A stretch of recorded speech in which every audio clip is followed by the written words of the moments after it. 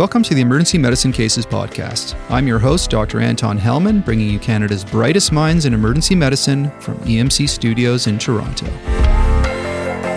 EM Cases is part of SHREMI, the Schwartz-Reisman Emergency Medicine Institute. That's the nonprofit organization dedicated to improving EM care through high-quality research and education. The opinions expressed on this podcast are intended for general information and educational purposes only and should not be used to diagnose, treat, or prevent any medical condition, nor should they be used as a substitute for medical advice from a qualified practicing physician. Unless stated otherwise, the opinions expressed by the hosts or guests are made in their individual capacity, not on behalf of the Institute nor Medicine Cases. If you haven't heard about the EM Cases Summit, November 11th to 13th, well, perhaps you've been living under a rock. I suppose most of us have been living under a rock during the pandemic.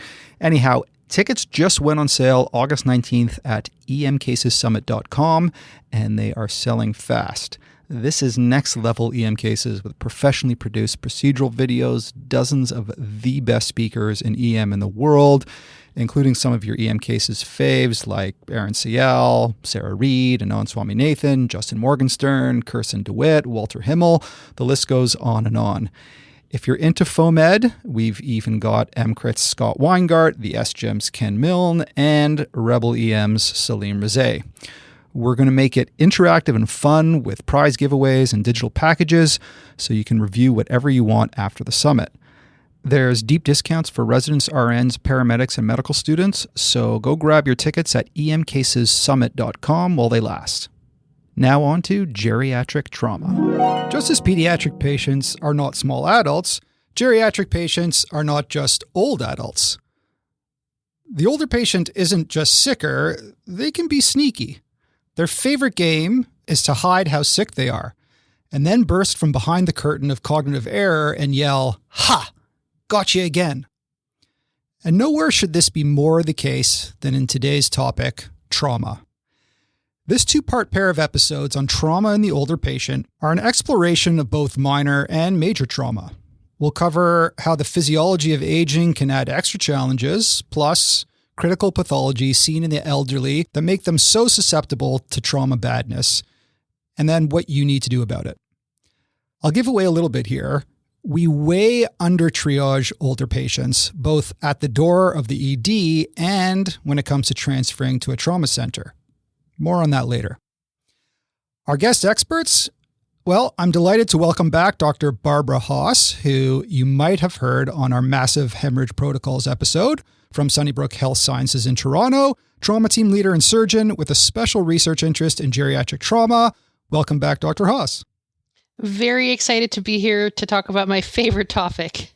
Awesome. And back on EM Cases for, I believe, the third time, trauma team leader, intensivist, EM trained, Dr. Bourke Tillman. Thanks so much for stepping in last minute, Dr. Tillman. I'm more than happy to pinch hit, and I hope I don't disappoint. I'm sure you won't. And new to EM Cases, Dr. Camilla Wong, a geriatrician at St. Michael's Hospital in Toronto with a research interest and expertise in trauma in the older person. Welcome, Dr. Wong. Thanks for having me. All right. Now, despite the fact that the oldest old are the fastest growing population in North America, and that older patients with severe injuries represent at least 40% of all adults with severe injuries in our trauma system where we are, and older patients are more likely to experience trauma, like falls, and to have worse outcomes after trauma, I ask you, have you ever seen an imaging clinical decision rule applicable to people 93 years old? Me neither. So let's dive in. An 85-year-old woman who lives with her husband in an apartment comes in via EMS after losing her balance while moving a chair and falling onto the hardwood floor. She was unable to get up by herself. Her triage vitals are a heart rate of 90, a blood pressure of 120 on 70, a respiratory rate of 22, oxygen saturation of 95% on room air, and she has a GCS of 15. She's triaged to the intermediate area of your ED. She complains of pain in the right leg and chest, as well as shoulder. She has a past medical history of mild dementia for about the past year, as well as atrial fibrillation. The only medication she takes is a DOAC for stroke prevention. So, Dr. Tillman, in the last EM Cases trauma episode, the first and last 15 minutes, we talked about the shock index and other predictors of badness. How should we assess the vital signs and shock index differently in the older patient who's suffered some sort of trauma? I think there's a lot more you need to take into account when assessing the older adult. The shock index can still be useful in the sense that if it's elevated, that's really concerning. But there are many reasons why it may be falsely lower than you would expect to see in a younger patient. First of all, we need to remember that older adults are often prescribed medications that can interfere with their usual response to trauma or volume depletion, so they may never increase their heart rate. And seeing as the heart rate is the major part of the shock index, you're going to falsely lower that and therefore have a heart rate that is not higher than your systolic blood pressure, but only because they are unable to increase their heart rate due to, say, beta blockade. Similarly, they may not be able to mount the same tachycardic response as you would expect to see in a 19 or 20-year-old traumatically injured patient. All that is to say is a positive shock index should be really worrisome, the fact that they're able to get that hypotensive or that tachycardic, but a negative shock index shouldn't be used as a rule out. Instead, you should consider the clinical picture. There's also age adjustment you can do, and you can look this up, and it'll be in the show notes, where you can multiply their heart rate by their age and then divide by the blood pressure. And if that's significantly elevated, or above 50, then that should also lead you to suspect shock. But I really think the more important idea is in an older adult who has been in a traumatic injury, you should suspect that they have significant injuries until you have ruled them out, as opposed to saying, you know what, their heart rate looks normal, their blood pressure looks normal, we're totally fine. Because these patients have lots of different reasons they can have increased injury severity for what seems like a fairly minor mechanism of injury. Beautifully put. Dr. Haas, Dr. Wong, any comments about assessing vital signs in the trauma patient who's older than, say, 55 years old? I think one of the biggest challenges with trauma in older adults is that we're trained to think about things that cause death in young adults when we think of trauma. We think of the main sort of stage to save a life being the emergency department and the first 10 minutes. And that's certainly true for your patients presenting with gunshot wounds or bad car crashes who are younger.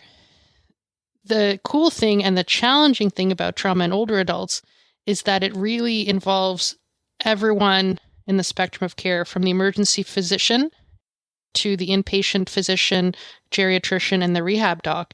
And while most younger adults, if you can get them through that first 24 hours, they're going to walk out of the hospital. That's not true of older adults. So even if they look perfectly stable in the emergency department, we have to, as a team, think, what are they going to need tomorrow? What are they going to need in the week that's coming?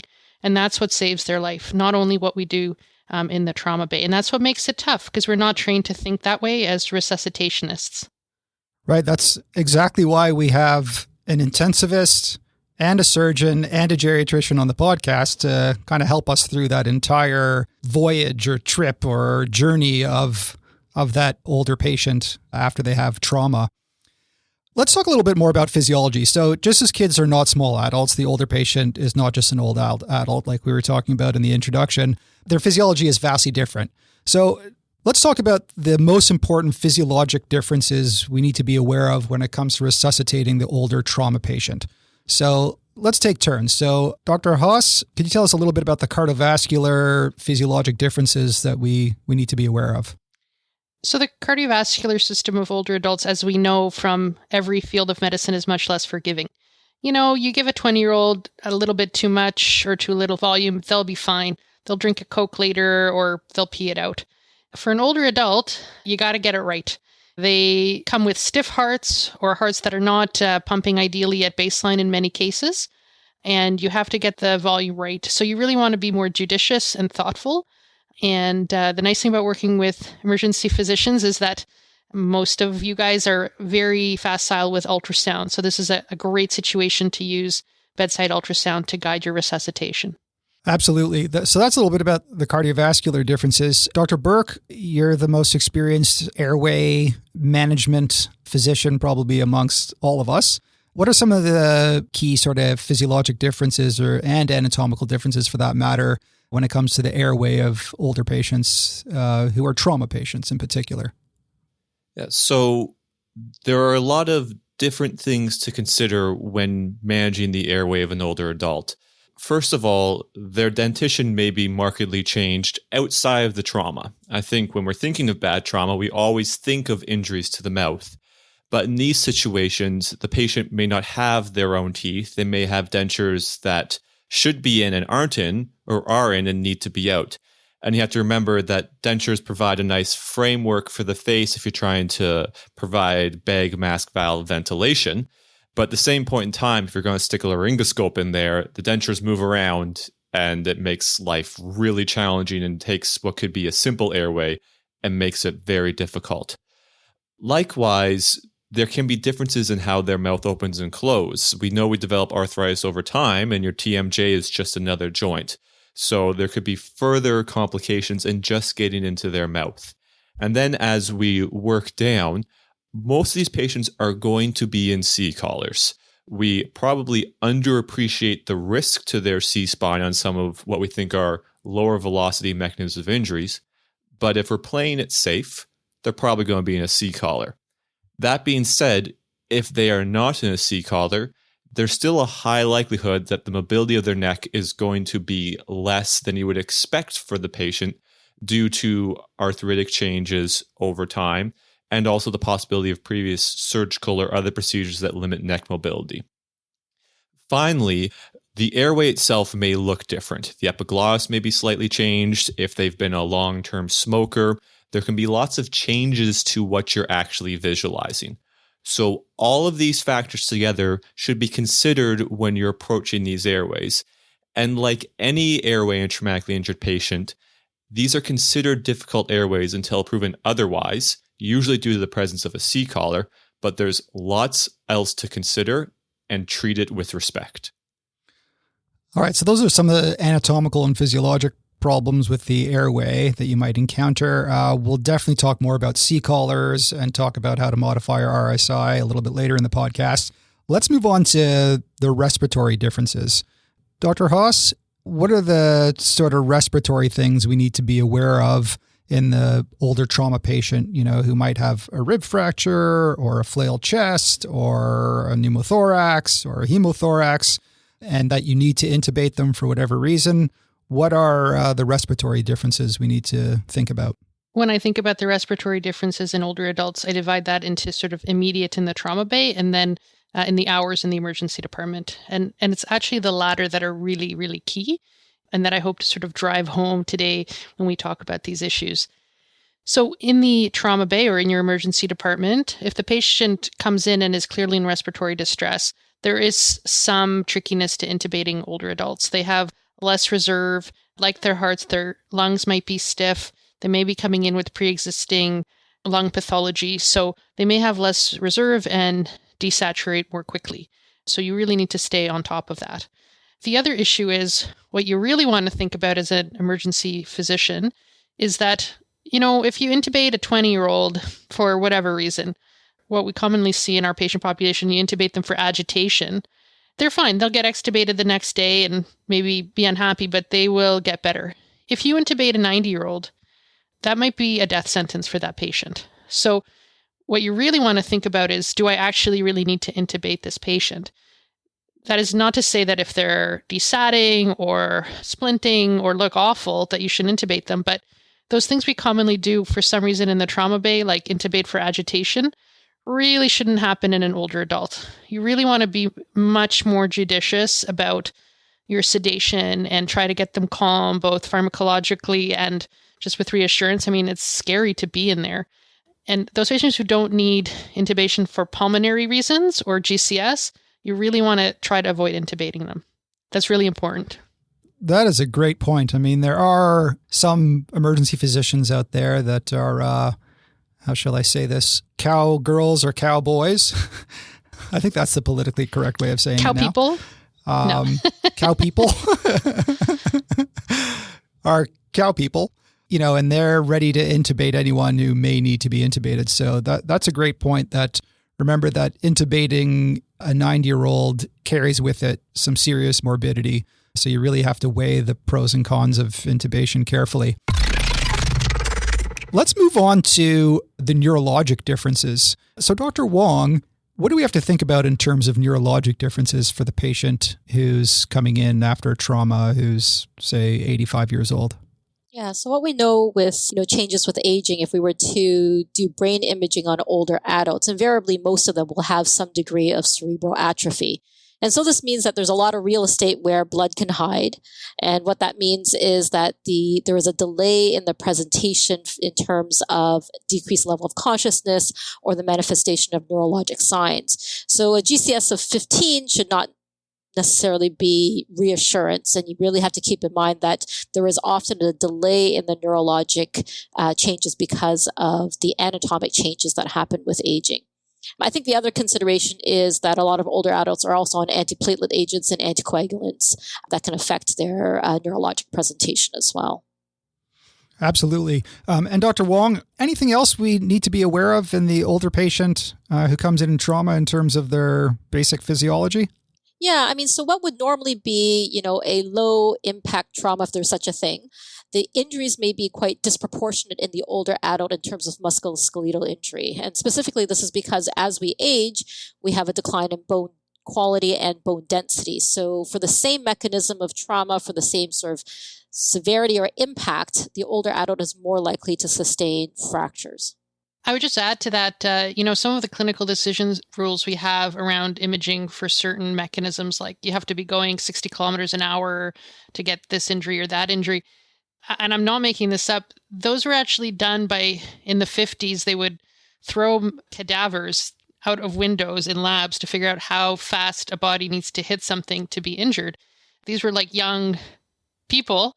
And I know it sounds gruesome, but I want to tell that gruesome story to really cement in people's minds that when we think of an injury pattern with a velocity or a height, that's for young adults. And that is literally out the window for older adults. And it's very important to remember that. Totally. I want to talk a little bit about triaging the older trauma patient. I understand that older patients who've suffered trauma do much better at high volume trauma centers like where you work, Dr. Haas and Dr. Bourke, and that unfortunately older patients are under-triaged to trauma centers, leading to bad outcomes. So Dr. Haas, what do you think the criteria for trauma team activation should be for the older patient? So say at Sunnybrook, if you're the emerge doc, you have to decide when to activate the trauma team. Or if you work in a community hospital, which most of our listeners do, you have to decide when to get on the phone and transfer the patient out. Should those criteria for transferring to a trauma center or activating the trauma team, should those be any different than the general recommendations of, the usual hemodynamic instability, two-system involvement, et cetera? So the answer to that is 100% they should be different. And this is the part of the podcast where I will bore your listeners with some nerdy numbers. So Dr. Tillman and I and Dr. Wong have looked at these data for the past 10 years in Ontario. Over 2/3 of older adults in Ontario who have a severe injury go to a non-trauma center from the field. So the paramedics take them to a non-trauma center. And less than half of those patients are then transferred to a trauma center. These are patients who have injuries that we know would do better at a trauma center. We know there's about a 25 to 30% reduction in mortality with these types of patients being treated at a trauma center. And yet they are persistently not identified in the field as needing trauma center care. Wow. 25% decrease in mortality. Right. I can't think of many interventions that come even close to that. It's basically like if you're over 65 and no one gave you aspirin for your ST elevation, like that's the level of harm. And then this is where, I'm excited and Dr. Wong's excited to be on the show today because the emergency physicians play the key role, right? They are faced with this really tough decision to transfer or not, and they face many, many barriers in doing the right thing. And so part of why we're here is to say, we know you face barriers. Here's why it's still the right thing to push to get these patients transferred. in most jurisdictions, there are some transfer guidelines. In Ontario, if you Google trauma center consultation guidelines, it's the first thing that pops up. And it gives you an outline of who should be considered for transfer. 2 systems, unstable, low GCS. And it explicitly says that if you're older, your threshold for transfer should be lower, not higher. But when we looked at this in real world data, we found the opposite. If you were frail, if you were more fragile and more likely to have a bad outcome, you were way less likely to be transferred. And so there's a discrepancy between what the right thing to do is and what's actually happening. And I think it's for 2 reasons. One, again, older adults don't look like traumas, right? They look like people with chest pain and their leg hurts a bit, but they haven't been shot or stabbed, so they don't look like traumas. And their physiology doesn't look like a trauma. And 2, certainly at trauma centers, and I've learned this by talking to my colleagues at non-academic hospitals, sometimes there's not a lot of excitement to take these patients. Emerge docs get a lot of pushback. Oh, it's not operative, this and that and the other. Wouldn't they rather stay home? Wouldn't they rather be at the hospital with their cardiologist? The truth is, when we asked older adults, and we've done this, would you rather live and be farther away from home or have a worse recovery and stay close to home? They basically say, are you idiots? Of course we want to have a good recovery. Patients want to be transferred. And we know that that's only possible if those that are at highest risk of a bad outcome, so older adults, particularly frail adults, are transferred. And it's okay to push, and it's okay to say, listen, the transfer guidelines say we should have a lower threshold, and this patient has an ISS over 15 or has a severe injury, they need to go. And I think that, to me, is the most important thing that I want to talk about today, because we know there's a problem, and Emerge docs all over Canada, in the US, are facing these conversations, and we need to be supported in making the right decisions. All right, so that was really interesting in terms of the reasons why they sometimes get pushback and how the patients look a little bit different than a young patient who's gotten into a huge car accident or had a stabbing. What do you think are the solutions to this problem? So I think a recognition that it's a problem is the first step. I think that people really don't realize the benefit of trauma-centric care. They figure if they don't need an operation in the first 2 hours, they don't need massive blood transfusion, there's no benefit. That's just not true. Trauma centers don't improve outcomes just because there are surgeons there and ICU docs there and emergency physicians there. They improve outcomes both from a mortality and from a functional perspective because they have the right multidisciplinary team, including a geriatrician. They have the right PT, they have the right OT, they have good relationships with rehab, and they are hopeful for those patients and they get them to rehab. So you have to think about that 25% mortality benefit for all of your trauma patients, not just the ones who need immediate care. And to help yourself overcome this heuristic of what a trauma patient looks like, just be very objective about it. Does this patient have severe injuries? And that might mean having a protocol at your place or being familiar with the protocols of your jurisdiction. But if they have a severe injury, whether it's operative or not, they should go. And lastly, know who to ask. Know who your friend is at the trauma center. If you have a patient with a head injury, a facial fracture, and a femur, all of which might be non-operative, you're going to call your neurosurgeon, they're going to say no. You're going to call your plastic surgeon, they're going to say send them to clinic. And you're going to send your orthopod, call the orthopod, and they're going to say, why can't your guy fix it?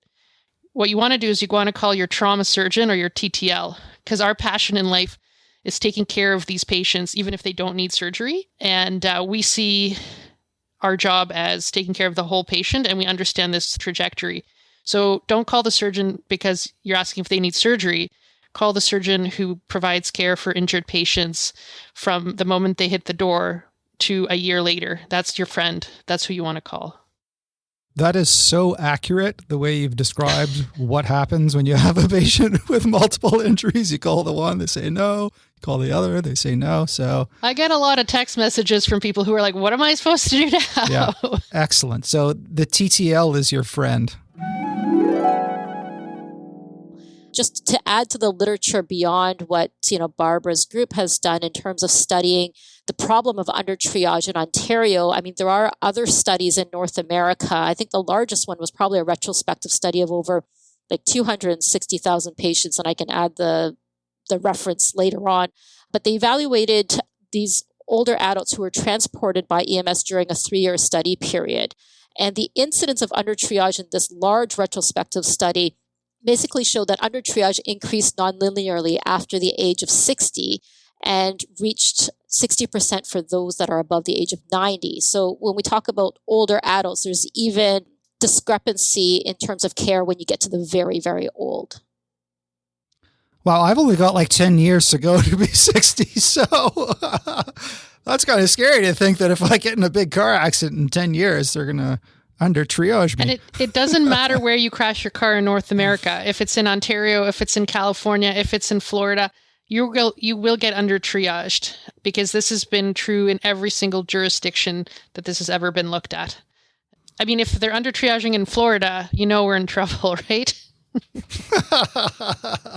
And lots of international centers have looked at different models of how do you adjust trauma triage and trauma team activations for older persons. And no one's really agreed upon parameters, but what different centers have done is sort of adjusting the physiologic parameters or lowering the threshold to just boiling it down to the mechanism. If it's a fall, you send them, or if they're on anticoagulation, you just send them. So those are sort of the different parameters that have sort of been played around in different jurisdictions.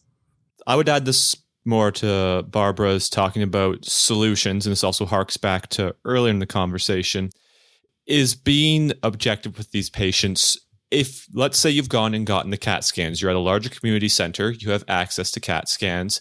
They came in and they were not imminently dying. These vital signs looked normal, and you did a thorough investigation, as we're going to talk about later in the podcast, and then you identify a list of injuries. That's where you should step back, count them up, and realize that, this is a severe injury. This is a multi-system trauma. And just as Dr. Haas said earlier, these patients aren't the ones who die in the first 2 hours and you miss the golden hour or the key window and it's sort of done for. These patients, their fatal complication or their trajectory takes longer. It also means that as emergency physicians, you haven't missed the boat yet. So be objective after that scan, go through it and say, oh yeah, there are a lot of injuries here. I didn't suspect this. I've missed many a flail chest of an older adult falling out of bed. But that doesn't mean that you don't have another chance to then call your trauma team leader. It makes my job really easy if you call me and you say, these are the injuries. I'm like, perfect. I know how to treat those and I know I need to treat them. Send them on down.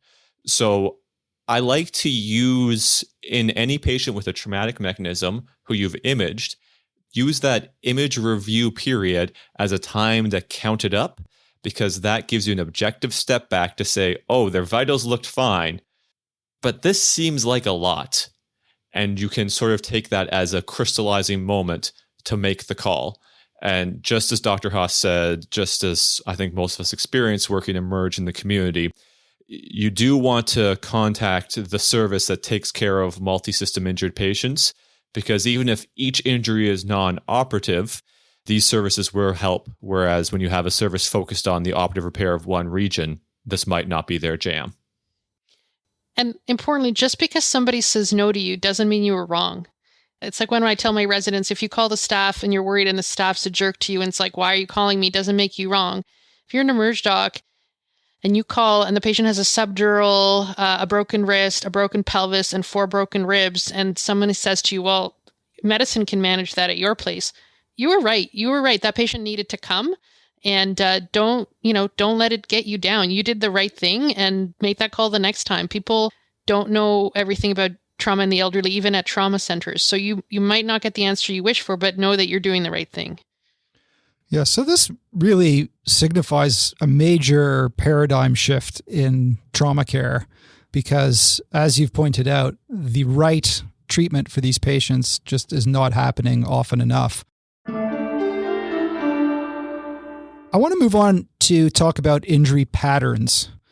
There's the typical injury pattern, say, of someone falling off a bicycle and they got the handlebar pattern. There's typical pattern in younger adults. What injury patterns in particular should we be looking for in older patients compared to younger trauma patients? So it depends on the mechanism, it depends on the age, and most importantly, depends on your level of suspicion.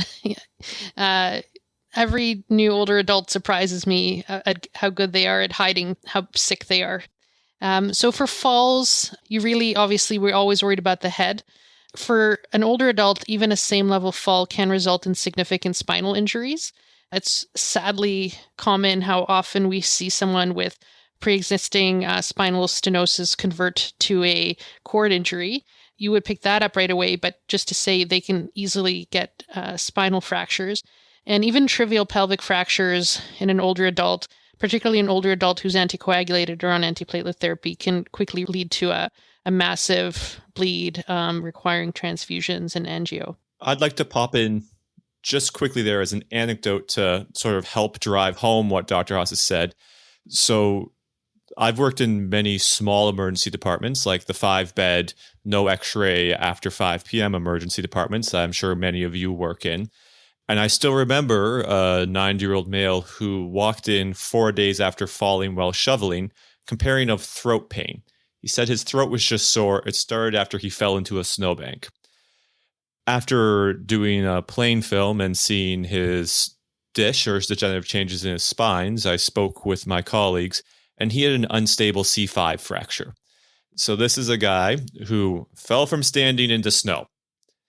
I was early in my career and had no sort of thought of this on my page, and then he had to go for emergent spinal fixation. It's a case that I remembered from almost a decade ago now to treat the spinal column in older adults with a lot of caution, even from these falls that seem so innocuous. And it comes back to what Dr. Wong said about the changes in your physiology and your bone structure, that this may be a normal force, but on abnormal bones, as I've heard my colleagues describe it before. And I think that story of the patient walking in is not uncommon. There's a great deal of shame associated with falling when you're an older adult. It means you're suddenly old when you felt like you weren't old yesterday. And so it's actually shockingly common about patients having these horrible falls and then hanging out at home for 3 days and coming in. So the fact that they didn't come from the scene does not exclude severe injury. Same thing with motor vehicle collisions. We were talking about patterns. Again, spinal column, very at risk. That aorta that in a younger patient might need a 60 kilometers per hour deceleration, all bets are off for an older adult.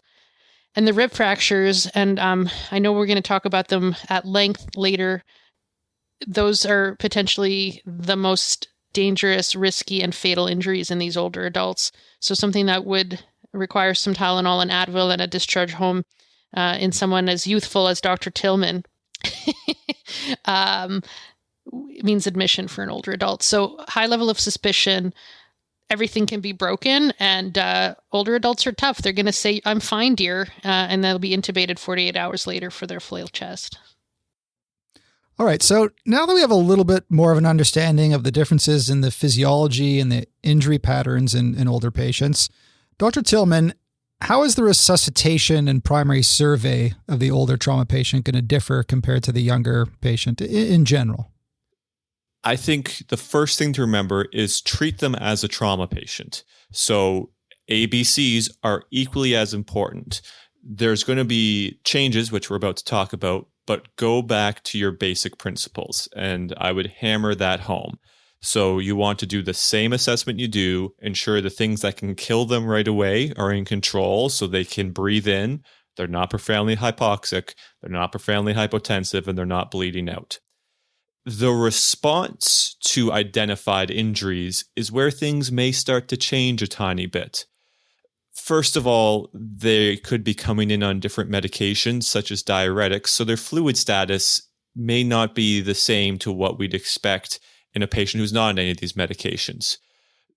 So especially if you're working in an environment that doesn't have access to large stores of blood, you may have 4 units of blood in your entire hospital. So if you look at ATLS guidelines, they still advocate for giving a liter crystalloid as the initial response in a patient. And in an older adult who may be hypovolemic from not just bleeding, I think it makes complete sense to start with a small fluid bolus. You're, of course, going to have to try and decide what the correct small fluid bolus is, as was talked about earlier with the differences in physiologic reserve. But in the sicker older adult, I'm completely comfortable with starting with a half liter, so 500 cc's of a crystalloid. That's actually quite a bit different than the younger patients, because as we talked about in our previous episodes in the resuscitation of the trauma patient, we generally want to give no crystalloid at all in the 20-year-old who comes in after a car accident. So that's really quite different. So, and I think that's an important point, because it's been kind of drilled into our heads not to give crystalloid for trauma patients. And, you know, most older patients at baseline are a bit volume depleted, and there might be other reasons why they're volume depleted. So I think it's just important to recognize that it's okay to give, 250 or 500 cc's of a crystalloid up front. Yep. I think that's very important to be clear about. Of course, if they come in and you can see them actively arterially bleeding, then that's the problem. Give them blood. Like, don't ignore the clear, obvious bleeding. But even positive fast, I've had patients who have liver failure and have ascites. Like, there's unfortunately many reasons as we all age that our fluid balances change. So it's unfortunately not as clear cut as the younger patient who's just been in a car crash. You know why they're hypotensive.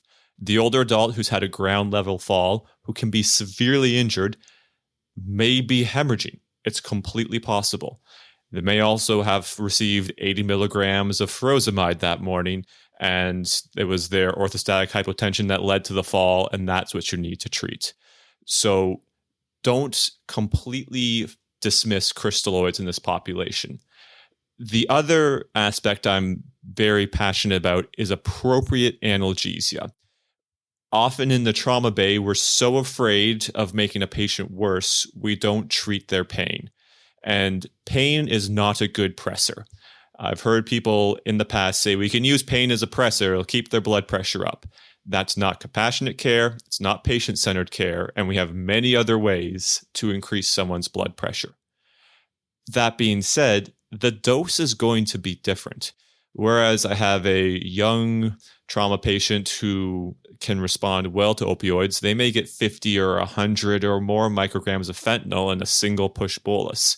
When I'm dealing with an older adult with unclear physiologic reserve, I may give them 25 micrograms of fentanyl. So the two big things that I think about my resuscitation is I'm more likely to give a bit of crystalloid. Doesn't mean that if I see a clear bleed, I'm not just going to give blood, but I'm more likely to use some crystalloid. I'm still going to aggressively treat their pain. It just happens to take a lower dose of medication to get appropriate and good analgesia. What about the goals of resuscitation?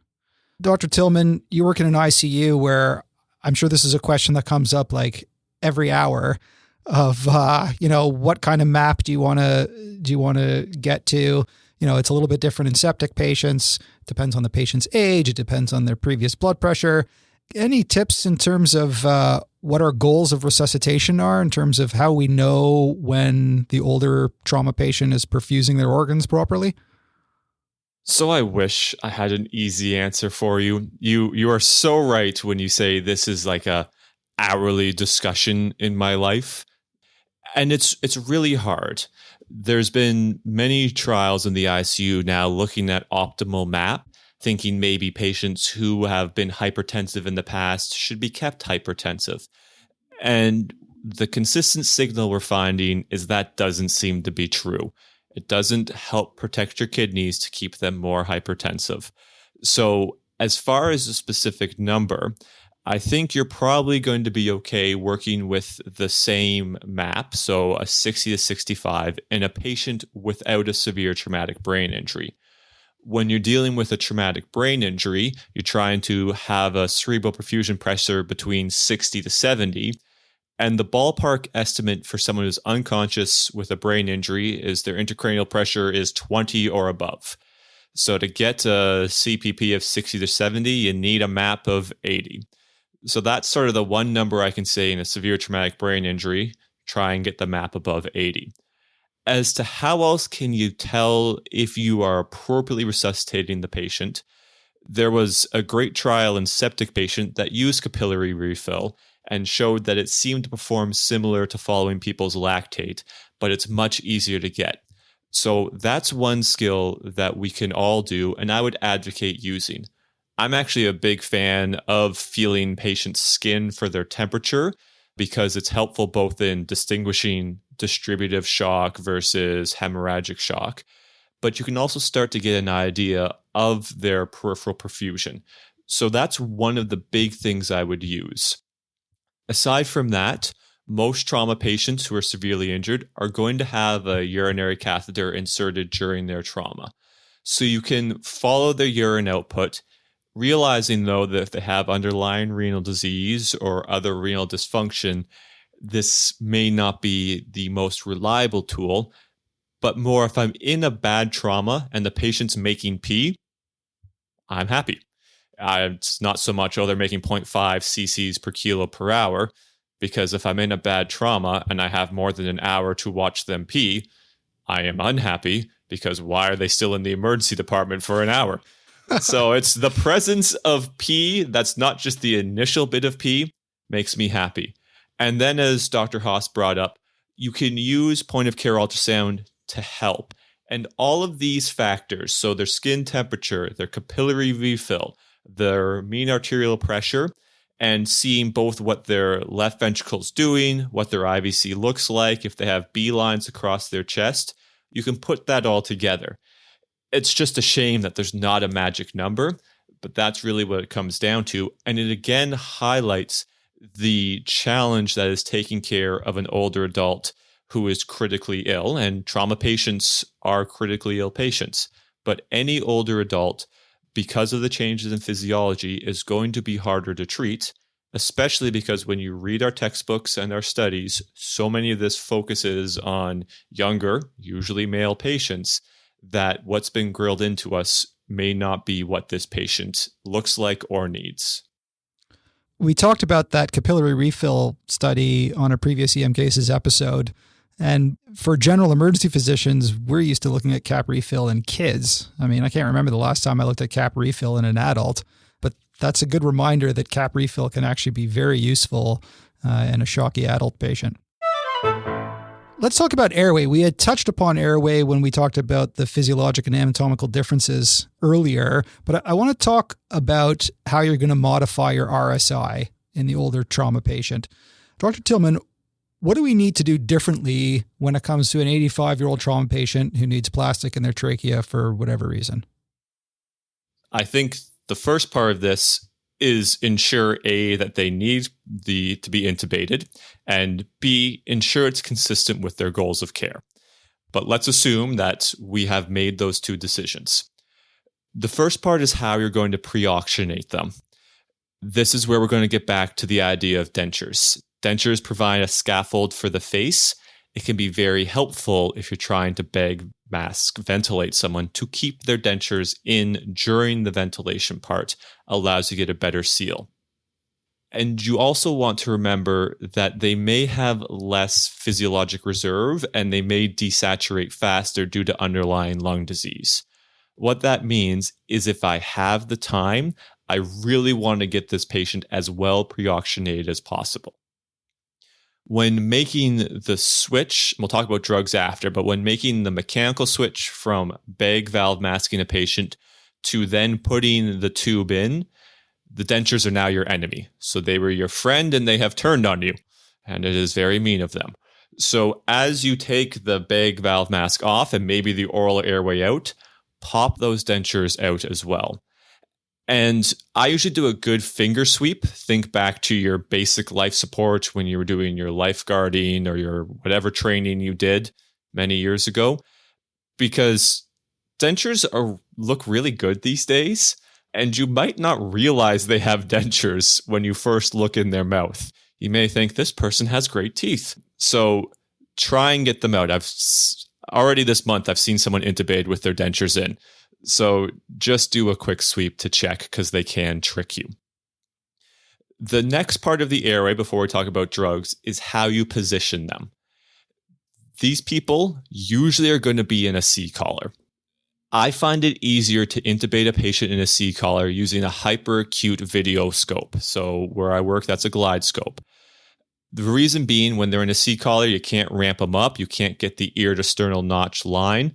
I find that just makes life easier. Understand when you use a hyperacute blade, though, it's going to change your intubating technique, and make sure it's something you're familiar with if you're going to try and do that. If you're not familiar with video, I would use another adjunct for getting to an anterior airway. For me, that's a bougie. So assume in trauma, the airway is going to be anterior. Even if they're not in a C-collar, remember that you're going to likely have some limited neck mobility. So always assume the airway is going to be anterior. Those are probably the two most common things I deal with from an anatomic standpoint. One is the dentures, when to leave them, when to take them. The second is the location of the airway being more anterior. The other part, as I said, was the physiologic reserve. And there's nothing more challenging than a patient who has difficult anatomy and desats quickly. So oxygenate them well beforehand. The second step to this is, what do you do with your medications? So just as I talked about with analgesia earlier, you likely need a lower dose of your induction drugs. So this could be your propofol or your ketamine or whatever the drug you are most familiar with. And that tends to be my recommendation, is use the drug you understand. Because as I'm sure most people have heard from our colleagues, is the dose makes the drug and the dose makes the poison. So let's say I'm using propofol, and I would usually use 200 milligrams to induce a young adult. I would use 20 milligrams in a critically ill older adult. Or if you're using ketamine, you may want to bring it down as well. Another drug you could use if you have access is a single bolus dose etomidate. Would never use an etomidate infusion, but you can use it as a bolus dose. So that's the first step. The second part is the distribution time is usually slowed. So you don't want to just put in the sedation and assume it's going to kick in right away. And if they're not asleep, give more in 20 seconds. Be patient here, which is one of the hardest things to do, both as an emergency physician and in a critical scenario. But you need to be patient. The last part is, if you're going to paralyze these patients, and I do paralyze most of the people I intubate, you want to use a higher dose because the onset's going to be slower. And so we want to have our optimal conditions as soon as possible. Given all the things that need to happen for a traumatically injured patient, the interventions they may need, the CAT scans, the transportation, I tend to use rocuronium because I want them paralyzed through all of this, and I'm going to ensure that I use good analgesia and sedation afterwards. And that means I'm using roughly 1 milligram per kilogram. Rocuronium comes in 50 milligram vials, so it's just 2 vials I tend to use. It's easy to drop. It's a 110 cc syringe. So to summarize that, lower induction dose, give it a bit more time, higher paralytic dose. Excellent. So just to review there, dentures are your friend when you're bagging. They're your enemy when you're tubing. So make sure you have them in the right place at the right time. Remember to assume that it's going to be an anterior airway in all of these patients. Start with that assumption. So you might want to use a hyperangulated blade with video. Lower your induction dose and increase your rock dose. And now a word from our sponsor, Metricade, the experts on scheduling systems. Since 2015, I've been using Metricade, the incredible self-scheduling system that has made my life and the lives of my colleagues so much easier.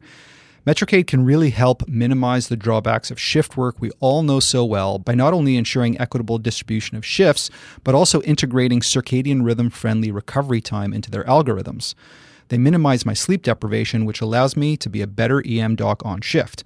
I can take better care of my patients and still have energy after my shifts to enjoy other aspects of my life. Check out metricade.com/emcases for more details on how this awesome scheduling system works. I want to move on to C-spine collars. Now, we actually had an entire episode called Backboard and C-spine collar nightmares. I'm just going to throw a statement out there and see what happens. So here we go. Backboards and C-spine collars save lives, especially in older patients. Discuss. The silence is our pain from that comment. I think I'm going to let one of my two colleagues start so that I don't fill your podcast with profanity. These are the issues, is that, as you were saying earlier, these patients are at very high risk for spinal cord injuries, and they're at high risk for vertebral fractures, even from ground level falls.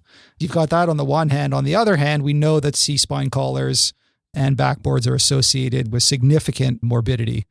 I know that in the younger patient, we usually just throw the C-spine collar away and use, manual inline immobilization when we intubate them. And then we know if we're going to have them in the C-spine collar, to have them in the C-spine collar for as little time as possible. In the older patient, what's kind of your goal? Let's start there. Well, backboards, they are to lift patients from surface A to surface B. That's it. That's their only use. We don't have backboards on the stretchers anymore. We know they cause pressure ulcers. The only reason you need a backboard is to set up a buffet or to transfer a patient from one bed to another. Okay, so the backboard, that's the easy one. What about the C-spine collar? I think we kind of make a false dichotomy with the C-spine collar where we say you either use it or you're not, and then people get very excited and call you names depending on what side you take. It's often associated with subspecialty. Are you a spine surgeon or are you an emergency room physician? The truth is the goal should be to clear the spine quickly, but to be suspicious, right? So the issue isn't whip the collar off, throw it on the floor and jump on it in victory. It is to have a protocol to get your patient scanned and cleared quickly. That's the goal. So it's not about using collars or not. It's about getting patients out of the collar quickly and what you need to have in place to make that happen. So your 20-year-old with appendicitis, they can wait for their scan so you can clear the 80-year-old in a C-spine collar. It's about prioritizing what we consider important. And again, we see that in older adults, we don't see them as urgent. We don't see them as sick, and we don't see them as important. So that's, I think the answer is actually saying, getting this patient sitting up is a life or death problem. We need to get the spine cleared in the next hour and get them to the scanner. It's not about just letting them sit with nothing. It's about saying, we need to safely get them sitting. What do I need to do to get that to happen? Because what happens after they leave the emergency department and arrive on the trauma ward is that people like Dr. Haas and I look after the patients. And the issue with older adults who are in C-spine collars, this sets them up for, developing pressure ulcers, pneumonia, respiratory failure like dysphagia, delirium, all sorts of complications with prolonged cervical immobilization. So just to hit home the point, it's not C-spine or no C-spine collar. It is developing processes in place so that we can quickly evaluate whether or not the C-spine collar is still warranted. All right. And that's another challenge in older patients, which we'll get to, is clearing the C-spine, especially in the patient who has a history of dementia. But we'll get to that in a little bit. Next up is the workup. So say you've got an older patient with normal vitals, the mechanism of injury is not too worrisome, but you suspect multiple injuries nonetheless. We usually draw a lactate and a blood gas for a base deficit to help prognosticate and uncover any occult bleeding in our sick polytrauma patients. Dr. Tillman, does a serum lactate or base deficit help you in the older patient trying to figure out if this patient has occult shock from a bleed somewhere? Which patients should we be ordering a lactate and base deficit on? What evidence shows us is significantly elevated lactates or abnormal base deficits are associated with increased mortality. And when you think abnormal base deficit, that means more negative, which is really complicated to think of because that means the lower number is worse, but minus 10 is a lower number than minus 6. So I just say if the absolute number is high, that's a problem. The cutoff that you may see varies between a base deficit of minus 4 to a base deficit of minus 6. Once they get below those values, you should be really worried about that patient because they have a significantly elevated risk of death, not just of having bad injuries, but dying from those injuries. So it's very helpful. It can help you sort of triage these patients in your mind and identify those people with occult shock, where you're not seeing the super low blood pressure, the super high heart rate for the myriad of reasons we described earlier, but you'll still recognize base deficit -8, really sick. I need to do something for this patient now. So that's a little bit about the blood work. Let's talk a bit about imaging. So in many trauma centers in the US, they pan scan pretty much all the polytrauma patients.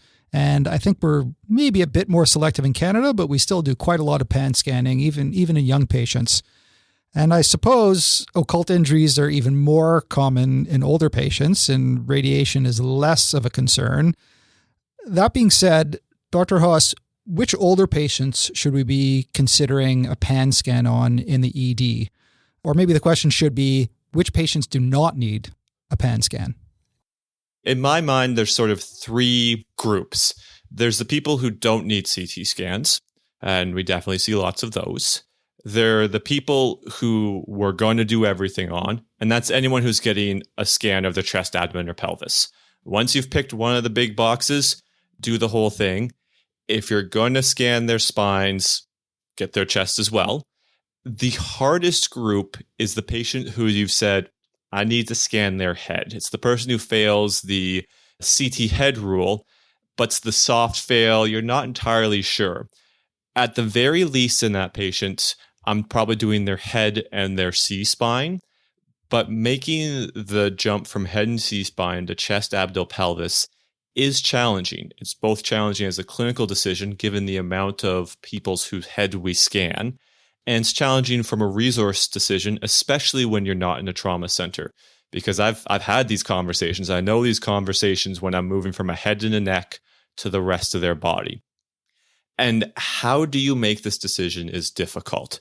I think you have to think about, why am I scanning their head? If this is someone who fell directly on their head and didn't hit the rest of their body, okay, make sure they didn't catch their ribs off the dresser as they went down and all the other things. So I look for any signs of trauma on the rest of their body, any pain on the rest of the body. But there is going to be a fairly substantial group of patients who you're just going to do head and C-spine.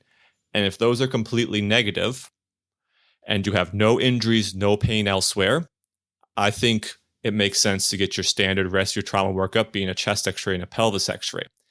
If they have bruisings anywhere else, if they tell you they hit the dresser on the way down, if a witness says they hit other things on the way down, or you find an injury in one of those two, then the rest of them needs to get scanned. And those are sort of the three groups I put them into. But I find it really hard to identify an older adult who needs their head scanned and not their C-spine. That basically comes as a package for me these days. I used to sort of separate the two out if you were ambulatory and had no neck pain. But given how fragile the neck can be as you get older, and given the fact they're already going to the scanner, it's a package deal for me now. I want to dig a little bit deeper into the C-spine injury workup for the ground level fall older patient. Now, older patients, as we've been talking about, are more likely to fracture their C-spine in even the most minor of traumas, and in particular, high cervical fractures like type 2 odontoids, central cord syndromes. They're more frequent in the elderly too, and these are obviously serious injuries. Now, the Canadian C-spine rules don't apply to patients over the age of 65, but the Nexus criteria did include about 3,000 older patients.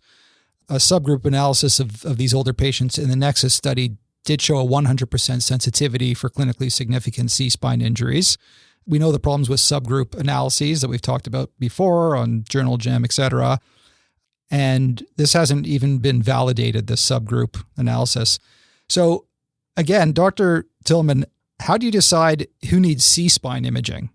So if you think the patient needs a CT head, you're going to throw a C-spine CT as well. But let's say you don't see any obvious signs of head trauma.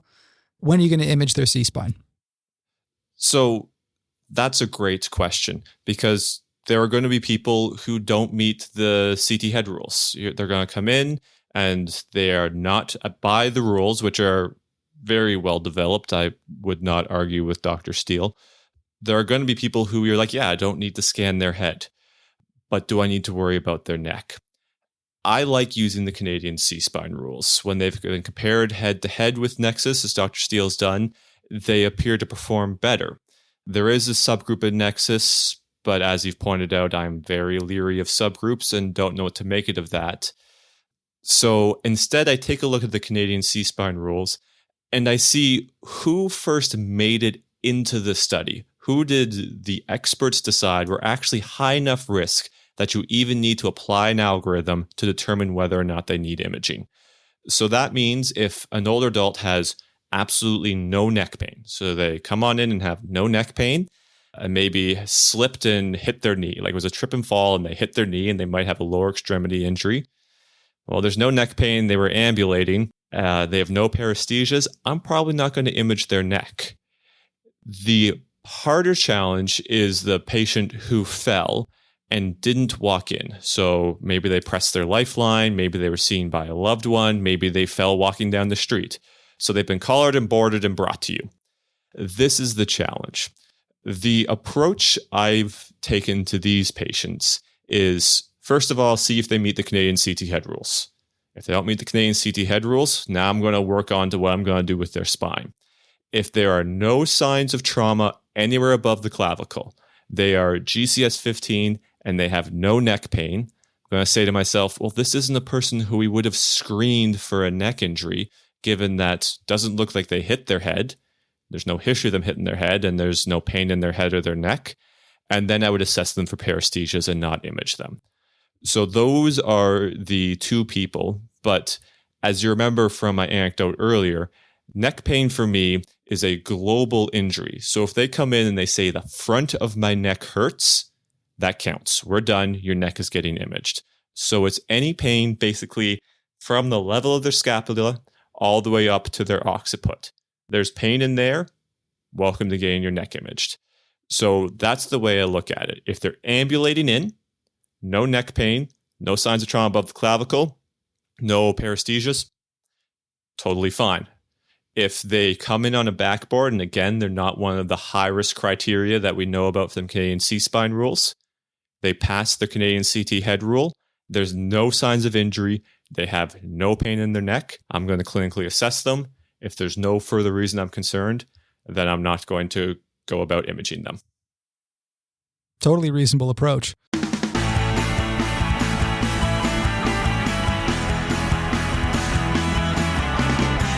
Earlier, we had mentioned that we're going to talk about clearing the C-spine and that our goal is to clear the C-spine as early as we possibly can. Let's say our patient with minor cognitive impairment has a normal CT C-spine. We still haven't actually cleared the C-spine. Let's go backwards and ask, Dr. Wong, why is the delayed clearing of the C-spine a geriatrician's nightmare? So we know that the issue with the C-spine collar is that it puts older adults at higher risk for developing pressure ulcers. So older adults are usually, their skin is more friable, they may have low weight, and those in of itself predispose them to developing pressure ulcers. And then that on top of the immobilization really adds to that risk. The other issue is, of course, the C-spine collar puts them at higher risk for developing aspiration pneumonia. And if you can imagine yourself in a collar, you're sort of relatively immobilized in the sense that all you can do is look straight up at the ceiling.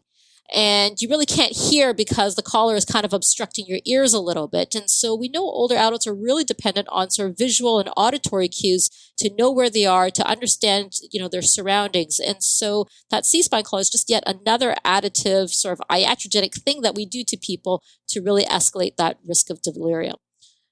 I mean, the point isn't that whether or not someone should have a collar or not. Really, the point is, can we develop processes where we can expedite that decision about whether or not someone needs a collar in a timely manner so that those that can eventually get their C-spines cleared, that's done as quickly as possible. They're also very uncomfortable, right? So this invariably leads to older adults, who may be developing delirium. They're trying to pull off the collar And then people interpret that as agitation. And next thing you know, they're in restraints and, they're given sedation. And we just go down that rabbit hole of all these iatrogenic, terrible things that we do to older adults. That then leads us into how do we actually clear the C-spine of an 85-year-old who, say, has a history of dementia? Dr. Tillman, any magic bullets there? First of all, dementia is a broad spectrum. And there are many people who have a history of dementia and are quite able to provide a good history and physical exam. So don't just take dementia on the chart as a reason to say, well, we just have to do something else. Make sure that you have a good assessment on the patient. You've optimized their condition. A lack of hearing aids is a common reason to call someone a history of dementia. Of course, there is a proportion of patients who you can't get a good, reliable clinical exam, be it dementia or if you've intubated them. And these patients are really challenging. So there is now an East practice guideline that says with a high quality CT scan read by an experienced radiologist looking at spines, if it is completely normal, you can clear it. The key there is it has to be normal. And as we know, as you age through life, you wear and tear on your bones. And so it's far less common to be 65 and have a completely normal C-spine. So what's going to happen is you'll have a CT scan that may say no obvious fracture, has this osteophyte, has this degeneration, ... And those are the patients who, if I cannot clinically assess, I wouldn't rely on the CAT scan alone to clear them. So steps 1 are have good imaging. If the imaging is clear, read by an expert in it, and is completely normal, that's where I'd say that's where we're starting to look at clearing them without further clinical or radiographic exams. In the large bulk of the patient who is altered from their dementia or something else, they're going to have an abnormal CT scan. This is where you're going to need advanced imaging to truly clear it. And for us, that means an MRI. And exactly how often does this change management? Hard to know, but it can be up to 6% of the time. And the real problem is when this changes management or when this is missed, the complications are catastrophic. It's not sort of where you can wait and watch and see what happens. If someone's C-spine slips and takes out their cord, then you are quadriplegic. This is where I would get an MRI. Clearly, even harder in the patient with a history of dementia, where you want them to lie flat in an MRI machine for 45 minutes to an hour while the thing is making incredibly loud and obnoxious noises. And so a good plan on how you're going to clear these spines and how you're going to manage these patients. And often this is going to be a discussion either with the trauma service, if you're at a trauma center, or if you're trying to do this in a community setting because you've for some reason admitted someone with a C-collar to a community hospital, then you're probably going to want to talk with an anesthesiologist or someone who is capable of doing advanced procedural sedation, or you're going to be controlling this airway, again, with all the inherent risks. So it's quite challenging. There's a lot of factors to work around. Taking this back to what does this mean to me as an emergency physician? Well, if I have a patient I can't examine and the CT is not completely normal on their C-spine, they need further workup. And that means they're either getting transferred to a trauma center or they're getting admitted for ongoing workup. And that's really the box I put in for my ED lens. But looking at further down the scope is how do you safely get someone who's altered through an MRI? All right. Yet another reason to advocate for your patient to be transferred to a trauma center. All right. I want to talk a little bit about patients who are taking blood thinners. So when you're deciding on anticoagulation to prevent stroke in older patients with, say, AFib, we usually weigh sort of the CHAD score versus, and we think about the Haas bled score, and we do some shared decision making there. Let's say you've got a patient whose risk of stroke outweighs their risk of bleeding, but you just saw them for a fall and minor head injury with a negative CT. Dr. Wong, how do you go about deciding whether or not to stop the anticoagulant in that situation? Or for the situation for someone who's, say, taking ASA for secondary prevention of MI? Yeah, so I guess this is where you sort of get into the concept of proximity bias, right? They just had a fall, right? But really, is it any different than if they had a fall a year ago and they're presenting with the exact same sort of CHAD score, a Haas blood score? So as you mentioned, really it is a shared decision-making process that is informed by, various risk estimates from various validation studies, etc. But this is also where you want to make sure that you understand what health states matter to the patient themselves. In the overwhelming situation, it is usually in favor of continuing anticoagulation to prevent stroke. If we look at sort of one of the classic studies that we usually cite in geriatrics, which was a decision analysis study where it estimated that a patient had to fall approximately 295 times in a year for that risk of a subdural hematoma to outweigh the benefits of anticoagulation in the setting of non-valvular atrial fibrillation. Now, that was done back in the day when warfarin was the anticoagulant of choice. And we know that in comparison to warfarin, DOACs have a even reduced risk of intracranial bleeding. So, arguably you can even say that the rate of falling in a year would even need to be greater than 295 times a year before you would say, okay, well, let's rethink the anticoagulation. I think the important point here is, while the risk of bleeding may not necessarily be modifiable, the risk of falling may be modifiable, right? So yes, we think about the medications, but this is again, taking that geriatric or that trauma lens where you look at the whole person to say, okay, they have a clear indication for anticoagulation, but they also have all these other risk factors for falls, some of which are actually modifiable. And thereby I can change that risk benefit ratio towards restarting the anticoagulation. All right, that's incredible. Because I've seen a lot of physicians take patients off blood thinners after they come in for, say, their second or third fall, who, let's say, have atrial fibrillation and who are on a DOAC. So that's very informative for sure.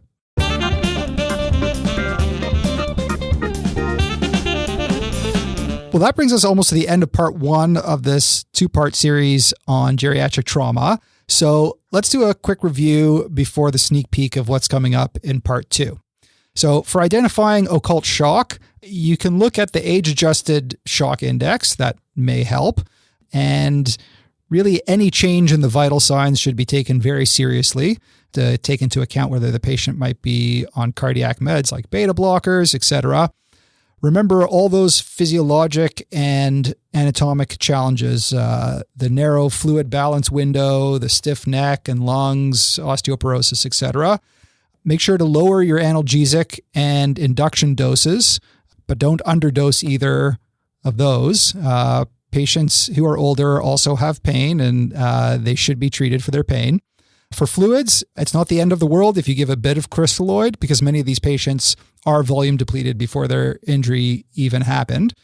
Again, we way under-triage older trauma patients, both at the ED triage desk and when deciding who needs to be admitted and when deciding who needs to be sent to a trauma center.